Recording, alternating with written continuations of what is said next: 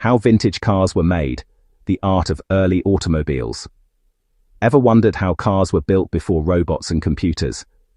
Today on Curious Geniuses, we're traveling back in time to discover how vintage cars were made, by hand, with craftsmanship and a whole lot of grease. The early days. At the start of the 1900s, cars weren't made in giant factories, they were hand-built in small workshops.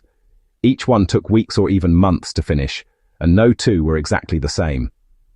The first engines were noisy, unreliable, and started with a crank handle. Yep, no keys yet. The frame and body. The car's skeleton, or chassis, was made of steel or wood, carefully riveted together. Then came the body, often handcrafted from aluminum or wood panels hammered into shape. Painters applied multiple coats by hand, polishing each one to a mirror finish. Imagine that level of detail on every car. Early engines were small but powerful for their time, running on gasoline or even steam. Mechanics tuned them manually, adjusting spark plugs, timing, and carburetors until they purred just right. Then came Henry Ford's big innovation, the assembly line.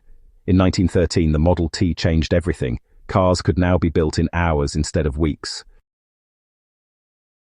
Leather seats, brass headlights, wooden steering wheels, everything screamed style and luxury. Each vintage car was a work of art, made with craft, sweat and pride, not machines. From handmade masterpieces to today's computer-designed machines, that's the story of how vintage cars were made. If you love learning how everyday things began, hit like, subscribe, and buckle up for our next episode, How Airplanes Are Made.